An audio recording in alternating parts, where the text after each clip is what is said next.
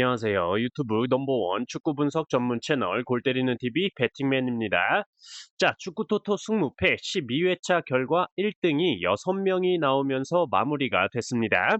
제가 공유드린 48,000원 최종 픽은 10경기에 적중을 하면서 등수에 들지는 못했지만 사실상 14경기 최종 픽 영상에서 말씀드린 경기 중에서 한 경기를 제외하고는 분석 내용이 일맥상통했다라는 점과 가장 큰 이변이었던 마요르카 승리 이변을 잡아드리면서 골때리는 TV 가족분들의 고등수 적중에 도움을 드렸다라고 생각을 하고 있고, 실제로 2등 되신 분께서 감사하다고 댓글도 남겨주셨더라고요.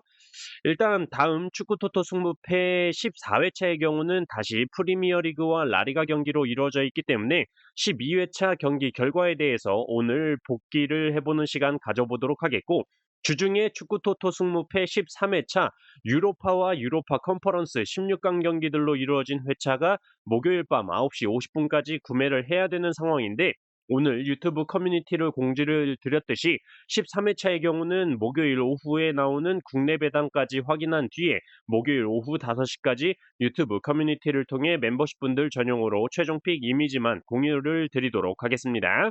일정상 국내 배당을 확인해야 되기 때문에 그러니까 이 점 양해 부탁드리고, 이번 주는 평소와 마찬가지로 오늘 결과 복귀 영상 올려드리고, 수요일에 14회차 골대법으로 폴더 수주리기 영상, 금요일에 14회차 최종픽 영상 업로드 드릴 예정이니까 일정 참고해 주시면 감사하겠습니다. 자, 그리고 잠깐 말씀을 드리고 싶은 게 있는데, 지난 주말부터 K리그가 개막을 했는데 언젠가 또 축구 토토 승무패에 K리그가 들어오기 때문에 경기들을 좀 봤고, 제가 각 팀별로 선수들을 좀 생각을 해서 기본적인 경기력이 어느 정도겠구나 싶어서 프로토까지 구매를 해봤었는데, 막상 K리그 경기를 보니까 생각했던 경기력이랑 좀 딴판이라서 프로토가 나가리가 됐는데, 조금씩만 좀 언급을 드려보자면, FC 서울은 박동진이 왜 선발로 출전을 하는지 이해가 좀 안 갔고, 링가드는 후반 15분 정도 출전을 했는데 살인 태클로 퇴장당할 뻔하고, 팔로세비치는 잘 보이지도 않고 전반적으로 김기동 감독님이 원하는 FC 서울의 축구가 뭔지를 볼 수가 없었다. 그리고 일단 왜냐면 이정효 감독님의 광주가 너무나도 전술을 잘 짜왔고 짜임새가 확실히 있었죠. 광주가 2대 0으로 이겼는데 이길 수밖에 없었던 경기였다라고 생각을 합니다. 그리고 대구 대 김천 상무 경기를 봤는데, 대구의 세징야 선수가 개인적으로 좀 에이징 커브가 확실히 왔다라고 보여졌습니다. 전반전에 바셀루스 선수가 뛸 때는 그래도 찬스를 많이 만들어냈는데, 후반전에 바셀루스가 빠지고 세징야가 들어왔는데 이건 완전 저희가 알던 세징야가 아니더라고요. 계속 볼을 뺏겨서 흐름 뺏기고 헛발질에 툭 치면 넘어지고 진짜 너무 못하더라고요. 아직 개막전이라 그런지는 모르겠는데 조금은 심각해 보이는 세징야 선수였습니다. K리그 잠깐 말씀드린다는 게 또 말이 길어졌는데, 아무튼 주말 낮에는 K리그 열심히 보고 있으니까 축구 토토 승무패에 K리그가 들어왔을 때 골 때리는 TV 가족분들께 도움될 수 있도록 노력하겠습니다.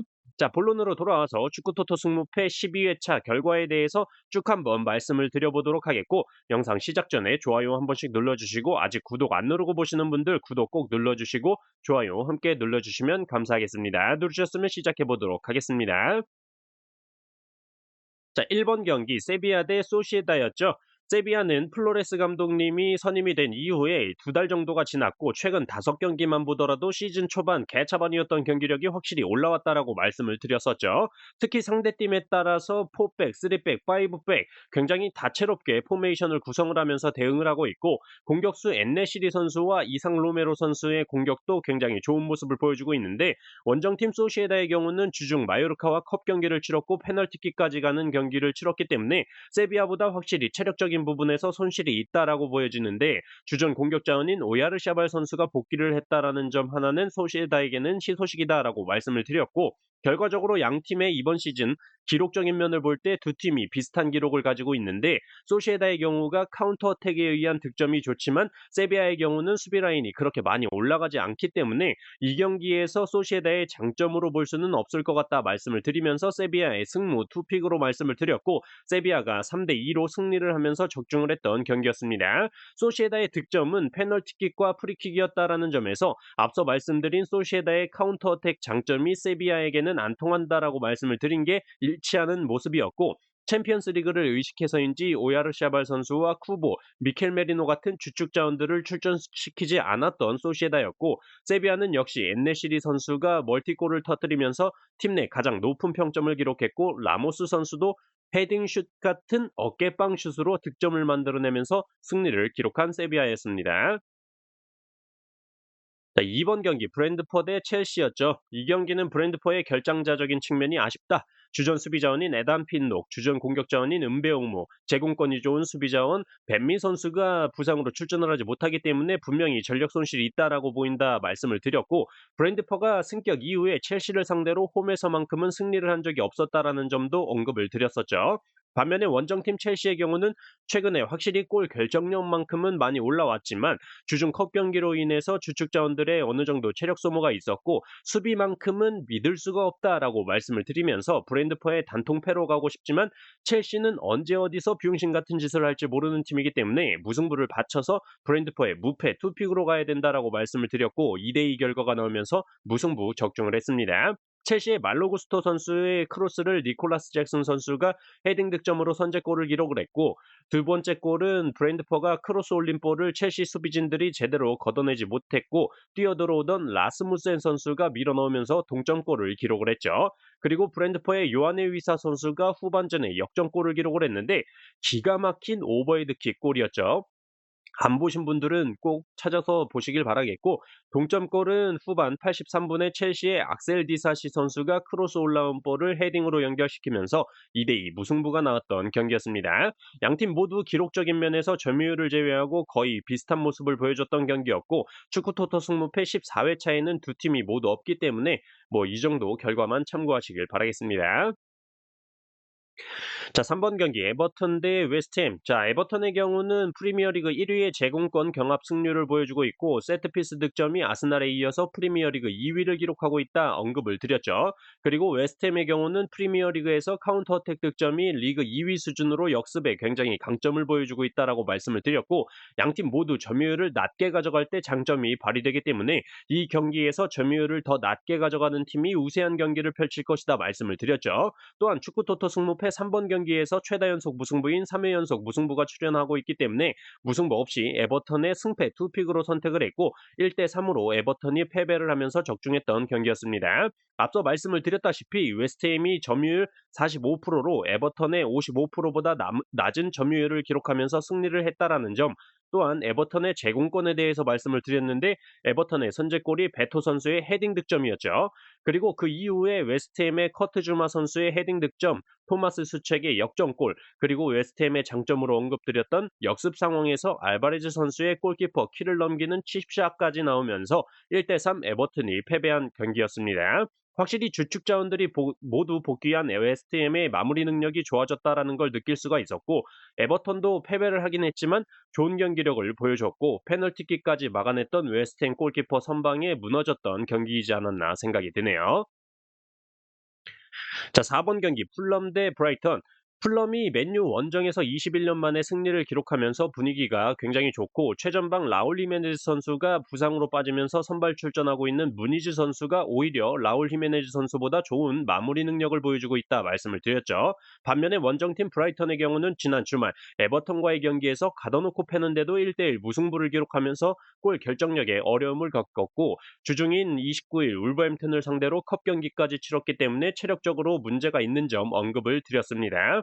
에반 퍼거슨, 주앙 페드로, 미토마 카오르 같은 주축 공격 자원들이 빠져 있기 때문에 점유율을 항상 가져가지만 마무리가 안 되는 모습을 보여주고 있다라고 말씀을 드렸는데 에반 퍼거슨 선수는 이 경기에서 선발 출전을 했지만 팀 내 최저 평점인 5.8점을 기록을 했죠. 어쨌든 전반적으로 풀럼이 우세한 경기를 펼칠 경기이고 홈에서만큼은 득점이 올라가고 실점은 줄어드는 모습을 볼 수가 있다라는 점, 그리고 2018년도 1부 리그 승격 이후에 브라이턴과의 8번의 맞대결 동안 한 번도 패배를 한 적이 없었던 풀럼이었다라는 점에서 풀럼의 승무 투픽이면 무난하게 패스할 수 있는 경기로 보이지만 풀럼이 이번 시즌 홈에서 역배당을 받았을 때 무승부를 기록한 적이 없었다라는 점에서 풀럼의 단통승으로 말씀을 드렸고 3대 0 풀럼이 대승을 거두면서 적중을 했던 경기였습니다. 역시나 점유율은 브라이턴이 70%를 가져갔던 경기였지만 마무리적인 측면에서 아쉬운 모습을 보여줬고 금요일 새벽 AS 로마 원정을 가야 되는 브라이턴이기 때문에 주말 노팅엄과의 대결도 쉽지 않아 보인다라고 말씀을 드리고 싶네요. 자, 5번 경기 뉴캐슬 대 울버햄튼이었죠. 자, 이 경기는 뭐 울버햄튼의 황희찬 선수가 부상으로 출전을 못할 것으로 보이고 마테우스 쿠냐 선수 역시 부상으로 출전을 하지 못하기 때문에 공격에서의 마무리가 힘들다라고 말씀을 드렸었죠. 뉴캐슬의 경우는 확실히 홈에서는 득점은 올라가고 실점은 줄어드는 모습을 보여주고 있고 주축 공격 자원인 알렉산더 이삭 선수도 복귀를 했기 때문에 공격 자원들이 정상적으로 가동할 것으로 보여서 뉴캐슬이 홈에서 오랜만에 승리를 하지 않을까 말씀을 드렸지만 주중 컵 경기에 체력적인 손실이 뉴캐슬이 더 크다라고 판단을 했기 때문에 뉴캐슬의 단통 무승부를 선택을 했었는데 뉴캐슬이 3대 0 대승을 기록하면서 좀 틀려버린 경기였습니다. 뉴캐슬의 첫 번째 득점은 역습 상황에서 이삭 선수의 헤딩 득점, 두 번째 득점 역시 역습 상황에서 측면에서 페널티 박스 안으로 패스를 해준 게 호세사 골키퍼 손에 맞고 튕겨 나왔고 그 볼을 앤서니 고든 선수가 밀어넣는 장면이었죠. 그리고 세 번째 장면 역시 역습 상황에서 리브라멘토 선수의 솔로 플레이로 득점을 하는 장면이었는데 확실히 울버햄튼의 경우 점유율을 많이 가져가면서 플레이를 할 때 상대팀 역습에 취약한 모습을 볼 수가 있었던 경기였습니다. 자, 6번 경기 토트넘 대 크리스탈 팰리스였죠. 우선 토트넘이 첼시와의 경기 일정이 연기가 되면서 2주 동안 휴식을 취했다라는 점과 울버햄튼과의 경기에서 드러난 양쪽 풀백의 부재, 즉 페드로 포로 선수와 우도지 선수의 부재가 굉장히 아쉬웠는데 페드로 포로 선수는 출전을 하지 못하지만 우도지 선수는 복귀할 것으로 보이기 때문에 거의 풀 스쿼드로 홈 경기에 나설 수 있다라는 점에서 토트넘이 좋아 보인다 말씀을 드렸었죠. 그리고 원정팀 크리스탈 팰리스는 에제 선수가 복귀를 할 것으로 보이기 때문에 공격적인 측면에서 살아날 것으로 보이지만 워낙 토트넘만 만나면 작아지는 크리스탈 팰리스이고 우리나라의 손흥민 선수가 크리스탈 팰리스만 만났다 하면 굉장히 좋은 모습을 보여주고 있는데 프리미어리그 데뷔골 상대가 크리스탈 팰리스, 그리고 새로 지어진 홈 경기장 첫 골 상대가 역시 크리스탈 팰리스였죠. 다만 크리스탈 팰리스의 경우 지난 번니와의 경기부터 글라스너 감독의 지휘 아래 첫 경기였는데 사실상 번니의 퇴장자가 나오면서 압도적인 경기를 펼쳤기 때문에 이 경기에서 어떤 전술을 보여줄지 예상은 안 되지만 기본적인 선수들 능력 측면에서 토트넘이 더 우세하다라고 말씀을 드리면서 토트넘의 단통승으로 말씀을 드렸고 결과는 토트넘의 3대 1 승리로 적중을 했던 경기였습니다. 역시나 토트넘이 점유율을 쥐고 주도적인 경기를 펼쳤는데 베르너 선수가 손흥민 선수의 어시스트를 이 새끼 좀 날려먹는 장면들이 너무 많았고 후반전 크리스탈 팰리스의 에제 선수에게 프리킥 선제골을 먹히면서 주춤하나 싶었지만 토트넘의 브레넌 존슨 선수가 투입된 이후에 베르너 선수에게 떠먹여주는 어시스트가 나오면서 베르너 선수의 골, 그리고 로메로 선수의 헤딩골, 그리고 슈퍼소니의 뒷공간을 내주면 어떻게 되는지 확실하게 보여준 손흥민 선수의 드리블 후 마무리까지 토트넘의 장점을 모두 보여줬던 경기였습니다. 자, 7번 경기 라이오 대 카디스였죠. 뭐 퇴장 변수만 없다라고 생각을 하고 분석을 한다면 라이오의 경우는 최근 7경기 동안 승리가 없는 상황이고 홈에서 오히려 실점을 많이 기록하는 라이오이기 때문에 홈 경기에 이점은 딱히 없어 보인다 말씀을 드렸고 다만 카디스와의 맞대결 전적을 살펴볼 때 카디스가 라이오의 홈에서 승리를 기록한 적이 없었다라는 점에서 홈에서 레알 마드리드의 공격도 버티냐면서 무승부를 기록했던 라이오가 최소한 이 경기에서 패배는 안 한다라고 말씀을 드렸죠. 그리고 라요가 기대 득점에 비해 득점이 안 터지는 팀으로 라리가 18위 하위권을 기록 중이라는 점과 원정팀 카디스의 경우는 1월 말에 마우리시오 펠레그리노 감독이 선임이 되면서 빌바오와 비아레알 같은 강팀들과의 경기에서도 무승부를 기록하면서 폼은 올라왔지만 원정에서 특히나 득점이 거의 터지지 않는 카디스임을 고려해서 라요의 단통 무승부로 말씀을 드렸고 결과는 1대1 무승부가 나오면서 적중을 했던 경기였습니다. 양팀 모두 좋은 찬스들을 많이 만들었지만 골키퍼 선방에 막히거나 아쉽게 빗나가면서 경기가 계속 이어졌고 후반 막판 코너킥 상황에 카디스의 코난 레데스마 골키퍼의 캐칭 실수로 볼이 흘렀고 그 볼을 레예운의 선수가 밀어넣으면서 라요가 1대 0으로 승리를 하는 줄 알았는데 카디스의 에르난데스 선수의 완전 오픈 찬스가 나오는 장면이 있었고 그 찬스를 놓치지 않고 득점에 성공을 시키면서 1대1 무승부가 나왔던 경기였습니다. 이 경기에서 뭐 비인지 눈인지 우박인지 아무튼 경기장도 좀 개판이었고 경기 도중에 잠깐 경기를 중단하는 장면도 있었던 경기였어요. 자, 8번 경기 헤타페 대 라스팔마. 자, 우선 맞대결 전적에서 헤타페가 홈에서만큼은 라스팔마에 패배를 한 적이 없었다라는 점, 라스팔마는 원정에서 득점이 홈보다 반으로 줄고 실점은 늘어나는 모습을 보여주고 있기 때문에 기본적으로 원정 기복이 있는 라스팔마다라고 말씀을 드렸죠. 또한 주전 우측면 수비 자원인 알렉스 수아레즈 선수가 징계로 출전하지 못한다라는 점도 커 보이는데 헤타페 역시 제네다 코낭 선수와 알데르테 같은 센터백 자원들이 징계로 출전을 하지 못한다라는 점에서 양팀 모두 수비 쪽에서 출혈이 확실히 있다라고 말씀을 드렸었습니다. 다만 그래도 공격에서의 마무리 능력을 볼 때 헤타페의 보르아 마요랄 선수와 그린우드 선수의 활약을 생각해 본다면 헤타페가 홈에서 승리할 수 있지 않을까 생각이 들고 또한 라스팔마는 이번 시즌 2연속 무승부를 기록한 적이 없었다라는 점에서 홈팀 헤타페의 승으로 선택을 했던 경기였는데 3대3 난타전 무승부가 나오면서 틀려버린 경기였습니다. 초반에는 예상대로 헤타페가 라스팔마의 뒷공간을 잘 공략을 하면서 제이미 마타의 득점, 그린우드의 득점으로 2대0 앞서 나갔고 라스팔마의 산드로 하미레즈 선수가 기가 막힌 가마차기로 한 골 따라 붙었지만 헤타페의 막시모비치 선수가 역시 라스팔마의 뒷공간을 허물면서 헤딩골을 기록을 해서 3대1로 헤타페가 무난하게 승리를 하는구나 싶었는데 확실히 제네다 코낭 선수와 알데르테 같은 주전 센터백 자원이 없다 보니까 후반에 좀 허무하게 두 골을 내주면서 3대3 무승부가 나왔던 경기였습니다. 자, 9번 경기 번니 대 본머스였죠. 뭐 번니는 주전 미들 자원인 조시 브라우니 선수가 퇴장으로 이번 경기에 출전을 하지 못한다라는 점 굉장히 큰 손실로 보인다 말씀을 드렸고 지난 맞대결 당시에 본머스가 2대1로 승리를 했었는데 번니의 득점은 사실상 세트피스 상황에서 흘러나온 볼을 찰리 테일러 선수가 다이렉트 발리슛 때린 게 운 좋게 얻어 걸렸다 말씀을 드렸고 본머스의 득점 경우는 이번 시즌 전방 압박 능력이 굉장히 좋은데 그 전방 압박에 의한 상대팀의 실수를 이끌어내면서 볼을 탈취해서 득점에 성공을 하는 모습을 보여줬었다 말씀을 드렸고 그렇기 때문에 이번 경기 역시 번니가 홈에서 점유율을 가져가면서 경기를 펼치겠지만 오히려 본머스의 강한 전방 압박 그리고 역습 상황에 번니가 제대로 된 대처를 할 수가 없을 것이다 말씀을 드리면서 추가적으로 본머스가 이번 시즌 원정에서 정배당을 받았을 때 이전 전승을 기록했다라는 점도 추가적으로 언급을 드리면서 번니의 단통패 말씀을 드렸고 0대2로 번니가 패배를 하면서 적중했던 경기였습니다. 역시나 번니가 점유율을 75%나 가져갔지만 번니 본머스의 강한 전방 압박과 역습에 클로이베르트의 선제골, 세멘요 선수의 추가골까지 나오면서 번니가 패배를 했던 경기였습니다. 번니도 득점 찬스는 많았는데 본머스 네토 골키퍼의 선방에 번번이 기회를 날려버린 경기였습니다. 자, 10번 경기 비아레알 대 그라나다.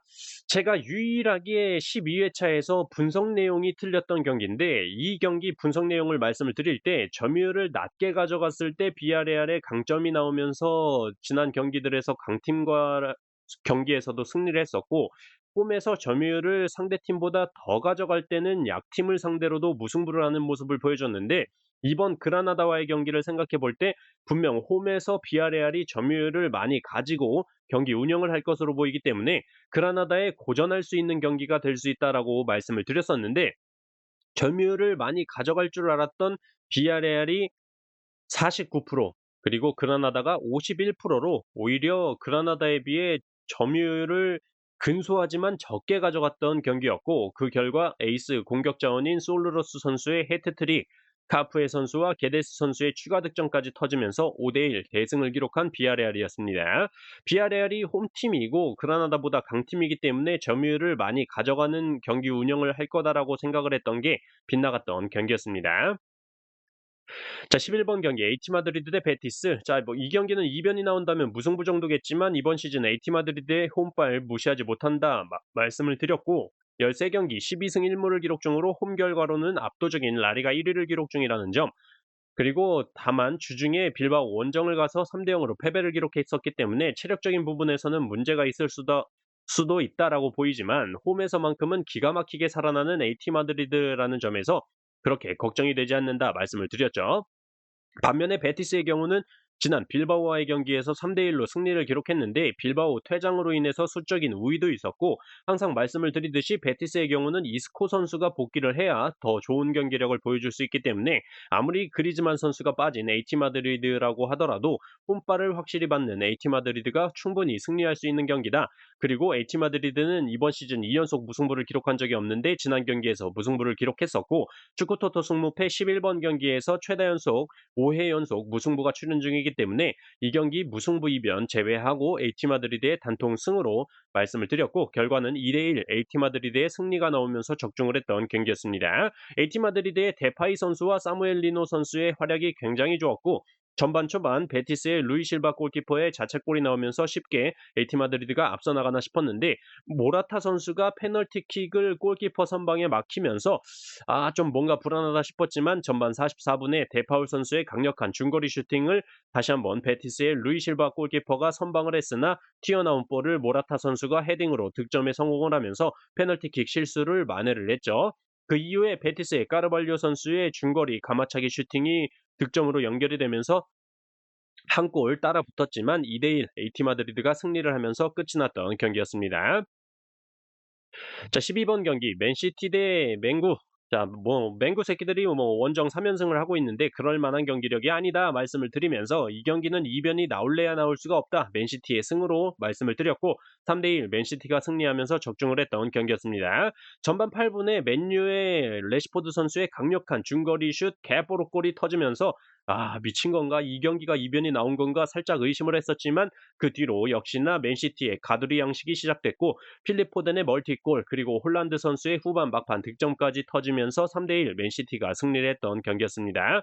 딱히 말씀드릴 게 없는 게 맨유가 한 게 없어요. 그냥 나중에는 안토니 선수까지 출전을 시키던데 역시나 1,700억짜리 쓰레기 나와서 아무것도 한 게 없었죠.